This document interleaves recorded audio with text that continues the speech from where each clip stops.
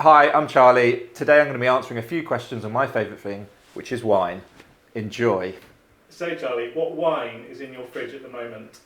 So, in my fridge, my new fridge, I've moved house, I've got a huge new fridge, it's full of wine, and the wine I'm actually enjoying the most is a Burgundy wine, so made of Chardonnay, it's called Saint Varan, and in Burgundy recently they've had unbelievable problems with hail and frost, so the wines have gotten super, super expensive, but you can still find value in Burgundy if you look for the lesser known appellations, so lesser known villages and towns that make wine, and Saint Varan in the Mâconnais is one of those. So it's under £20, it's rich, it's fleshy, it's my favourite style of wine, and it's still affordable compared to some of the bigger names of Merceau and Puligny Montrachet. So I stick a bottle in there, cook a nice fish supper with my girlfriend Laura, and yeah, that's what I'm drinking at the moment.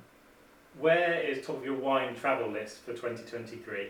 Well, I'm very lucky to have travelled all over the world with my job, which has been amazing. But there are a couple of regions that I haven't been at the top of my list that one day I hope to go to, hopefully this year.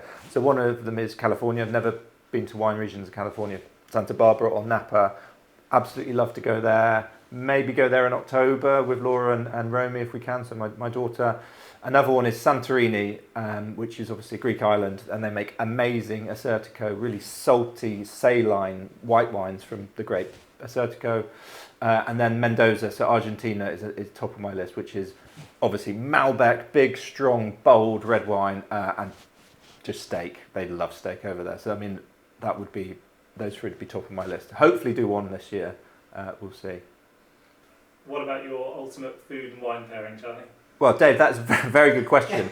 As a proper vinophile, as a wine lover and a food lover coming from a family like ours, there's so many different options. I mean, I could sit here for an hour and talk to you about different matches, but I think certainly my favourite is oysters and a really steely white wine, so Muscadet or Chablis or Sancerre, something like this. So you get the kind of briny minerality, taste of the sea of the oyster, and then you match that with really precise acidity and sort of citrus fruit of one of those wines, and match made in heaven. And then a real strong favourite of mine is Sauternes, a sweet, really luscious, kind of unctuous sweet wine from Bordeaux, and Tarte Tatin. Those two are unbelievable. And also blue cheese. So Sauternes, Tarte Tatin, and then afterwards have the Sauternes and blue cheese after a long meal. I mean, that's just heaven for me. Finally, Charlie, what's the biggest myth in the wine world? This one is close to my heart as as we own seafood restaurants, run seafood restaurants. But the myth of red wine only going with meat and not going with fish it's a really specifically English thing. You go anywhere in Europe and they don't understand it. It's not a myth for them, because if you go to Portugal, they drink chilled red wine with sardines.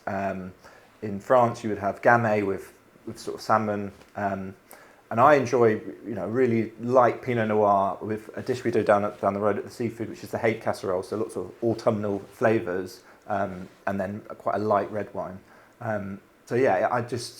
It's one of those things that's it seems very British, very English, kind of, well, you can't have red wine with fish, but you absolutely can. It just needs to be light, so light Pinot Noir gamay, and then you're onto a winner.